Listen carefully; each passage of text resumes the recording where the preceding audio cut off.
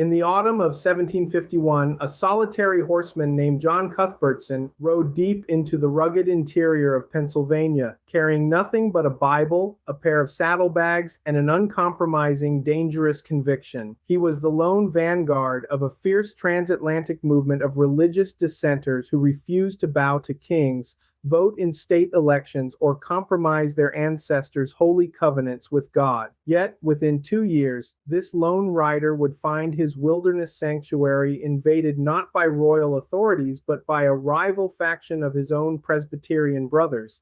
This sudden arrival ignited a decades-long war of words that would ultimately forge the very ideological bedrock of the American Revolution. The ecclesiastical landscape of mid-18th century transatlantic Presbyterianism was not a monolithic block, but rather a fractured mirror reflecting the deep, unresolved theological and political traumas of 17th century Scotland. As waves of Scottish and Ulster Scots immigrants crossed the Atlantic, they brought with them not merely their families and meager belongings, but an intense, highly defined memory of covenant obligations, state persecution, and divine right. The American frontier did not dilute these convictions. Instead, the harsh realities of wilderness survival and the complete absence of traditional parish structures served to sharpen the ideological divides between competing, dissenting factions. Foremost among these groups were the Reformed Presbytery, known popularly as the Covenanters, and the Associate Presbytery, recognized as the Seceders. While both groups operated outside the established Church of Scotland and shared an unyielding commitment to the Westminster standards, they were bitterly divided over the structural legitimacy of the British Crown. They clashed aggressively over the precise nature of a Christian's relationship to an uncovenanted civil magistrate. Today, we explore the complex theological warfare, geographic expansion, and shifting political alliances of these two groups from 1753 to 1774. This was a critical window during which frontier isolation and an impending imperial crisis transformed archaic Old World polemics into the ideological bedrock of American revolutionary identity. To comprehend the friction that manifested on the American frontier, one must analyze the distinct structural DNA of both the Covenanter and Seceder movements. The Reformed Presbytery, or Covenanters, premised their entire ecclesiastical and civic existence on total, unyielding adherence to the National Covenant of 1638 and the Solemn League and Covenant of 1643. For the Covenanter, these documents were not temporary political treaties, but perpetual national oaths sworn directly to God, binding Scotland, England, and Ireland to uphold the Presbyterian religion in perpetuity. Consequently, the Covenanters explicitly rejected the 1690 Revolution settlement under King William III. Their grievance rested on a profound theological critique. The British state had fundamentally failed to recognize the crown rights of King Jesus over the realm, choosing instead to assert an Erastian supremacy of the monarch over the church. Because the British government was built upon this compromised foundation, Covenanters practiced a rigorous form of political dissent. This meant they voluntarily disenfranchised themselves from the British body politic, refusing to swear oaths of allegiance, vote in state elections, or hold civic office under a government they deemed illegitimate and uncovenanted. In stark contrast, the Seceders of the Associate Presbytery operated from a fundamentally different historical pivot point. Their movement originated in 1733 when Ebenezer Erskine led a historic walkout from the established Church of Scotland. The catalyst for this secession was not the civil framework of the 1690 settlement, but rather internal ecclesiastical corruption, specifically the reintroduction of lay patronage, which allowed wealthy landlords to force ministers onto unwilling congregations and a growing theological laxity within church courts. The Seceders did not question the civic legitimacy of the British government. They validated the crown as a lawful authority in secular matters. Their separation was surgical. They withdrew from the corrupt established church courts to preserve pure doctrine and traditional Presbyterian polity while remaining loyal subjects of the king. Thus, from their inception, Covenanters viewed Seceders as political compromisers who tolerated an uncovenanted king, while Seceders viewed Covenanters as radical separatists demanding an impossible, unscriptural standard for civic society. These bitter theological battles, forged in the lowlands of Scotland, quickly spilled over into Ulster in Northern Ireland. The Ulster Scots population, squeezed by soaring farm rents, trade restrictions, and recurring agrarian distress, began migrating in massive numbers to the British colonies in North America. This migration pipeline emptied primarily into southeastern Pennsylvania, specifically Lancaster, Chester, and York counties. This migration pipeline emptied primarily into southeastern Pennsylvania, specifically Lancaster, Chester, and York counties, before pushing southward down into the Shenandoah Valley. On this sweeping American frontier, the institutional structures of the Old World were entirely absent. Immigrants who identified with Covenanter or Seceder convictions found themselves scattered across vast distances without a single ordained minister to shepherd them. To preserve their distinct identities, lay people organized themselves into localized praying societies. These societies relied exclusively on lay elders, scriptural correspondence, and strict family catechizing to keep their theological fires burning. The frontier environment forced a profound reliance on local democratic organization, yet it also bred an intense theological defensiveness, as these isolated groups lacked regular pastoral guidance to mediate disputes or soften rigid dogmatic interpretations. The year 1753 marked a critical paradigm shift as these informal frontier networks began transitioning into formal, institutionalized presbyteries. Prior to this, the Covenanter cause in America was held together almost single-handedly by the exhausting labors of John Cuthbertson. Arriving in 1751 as the first Reformed Presbyterian minister in the colonies, Cuthbertson engaged in a monumental, solitary mission. He traveled thousands of miles on horseback across the rugged wilderness, tracking down isolated Covenanter societies, baptizing children, administering the Lord's Supper, and knitting these disparate groups into a cohesive ecclesiastical network. The monopoly of Covenanter influence on the frontier was challenged in the autumn of 1753 when the anti-burgher Associate Synod of Scotland dispatched ministers Alexander Gallatley and Andrew Arnott to Pennsylvania. Acting with institutional dispatch, Gallatley and Arnott met in November 1753 to formally organize the Associate Presbytery of Pennsylvania. This development provided the Seceders with an official judicial court on American soil, giving them a distinct structural advantage in recruiting new immigrants and establishing permanent congregations. This sudden institutionalization triggered immediate territorial and theological clashes between Cuthbertson's Covenanters and the newly minted Seceder Presbytery. Because both groups were competing for the allegiance of the same pool of Ulster Scots immigrants, their interactions quickly devolved into fierce polemical debates. They clashed aggressively over the precise terms of church communion and the proper execution of fast days. For instance, Cuthbertson and his societies maintained that no one could be admitted to the communion table without explicitly endorsing the permanent binding nature of the Scottish covenants. The Seceders countered that such demands were an artificial barrier to church fellowship, arguing that while the covenants were historical models of reform, they could not supersede the basic scriptural requirements for church membership.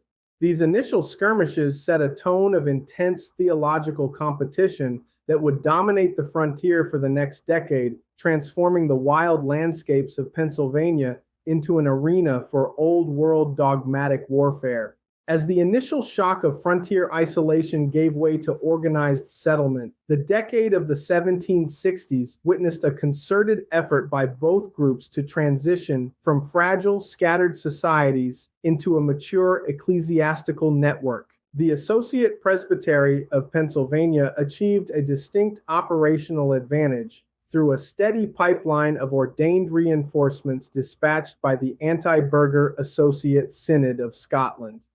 Prominent among these arrivals were James Proudfoot, who landed in 1754, and Matthew Henderson, who arrived in 1758. These men were not merely circuit riders, they were trained theologians who established permanent congregational bastions in southeastern Pennsylvania, specifically anchoring themselves in the growing communities of Marsh Creek, Oxford, and Pekia.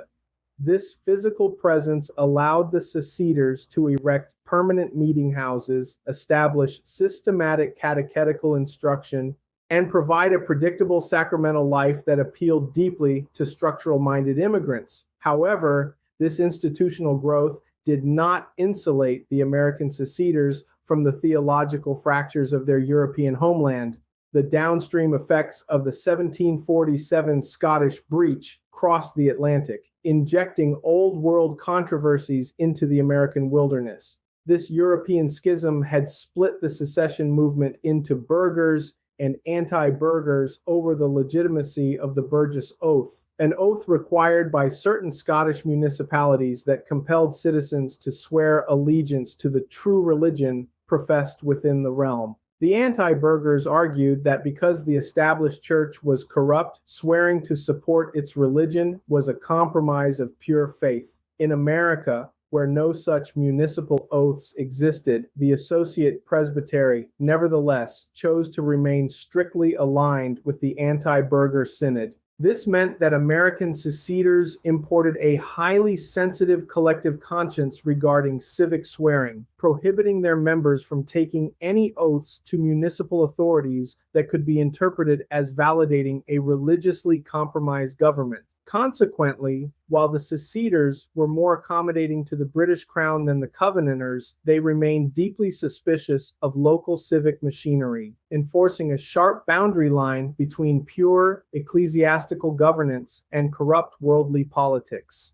With their organizations firmly rooted, the Covenanters and Seceders turned their energies toward an intense intellectual war for ideological supremacy on the frontier. This conflict was waged through a flurry of published tracts, pamphlets, and public debates that centered primarily on two core doctrines: the nature of civil magistracy and the terms of church communion. The dispute over civil magistracy exposed a profound divergence in how both groups conceptualized power, authority, and Christian citizenship. The Covenanters issued fiery publications arguing that the right to rule was explicitly conditional. They maintained that a civil magistrate must possess specific scriptural qualifications, namely an explicit commitment to true Presbyterianism and the defense of the covenants, to command the conscientious obedience of Christian subjects. Without these divine qualifications, any ruler was a mere usurper, whose secular laws might be obeyed out of sheer necessity for survival,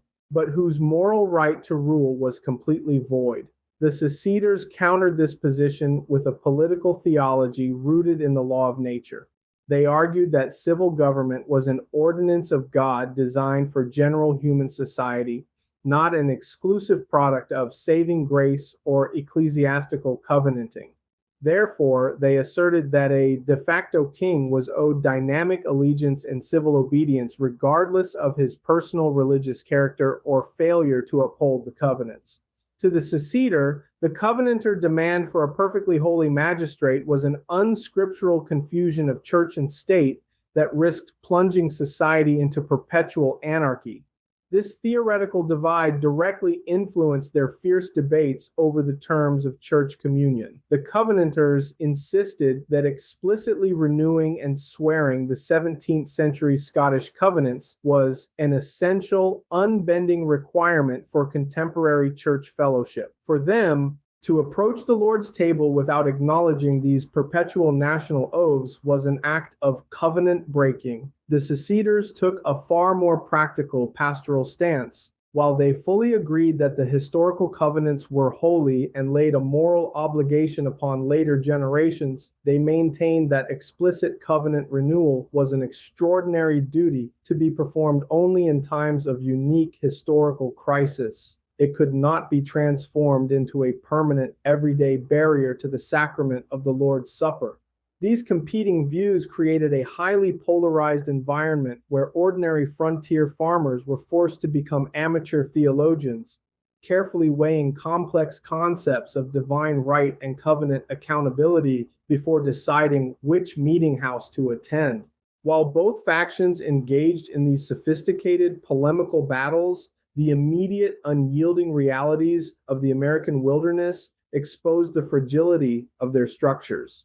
The most pressing structural crisis of the 1760s was a severe shortage of ordained pastors. The migration pipeline from Europe brought thousands of eager Scotch-Irish settlers every year, creating a massive disproportion between the number of calling congregations and the available ministers. This pastoral scarcity forced the few ministers on the ground to undertake grueling horseback circuits that spanned hundreds of miles across multiple colonies. A pastor could not simply settle into a quiet parish life. Instead, men like John Cuthbertson spent months at a time sleeping in the open woods, crossing swollen rivers, and braving extreme weather to deliver sermons and administer sacraments to isolated societies.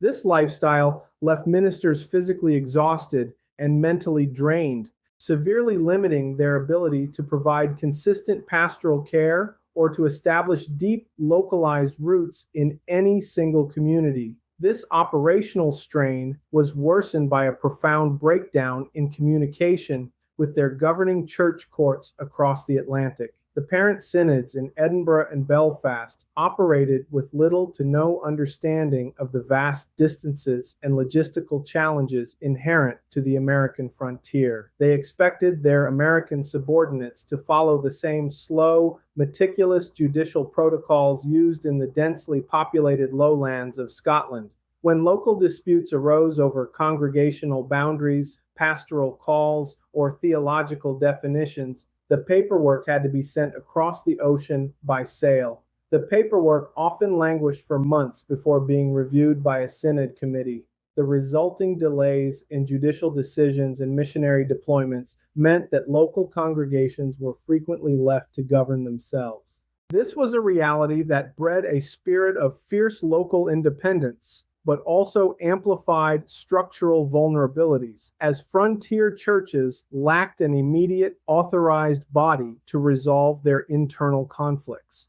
In summary, the foundational era of the Covenanter and Seceder movements in America was defined by an unyielding transplantation of Old World trauma into the Pennsylvania backcountry. We have seen how these two distinct branches of Presbyterian descent divided fundamentally over whether a Christian could conscientiously recognize an uncovenanted British crown, erected competing ecclesiastical walls in the wilderness.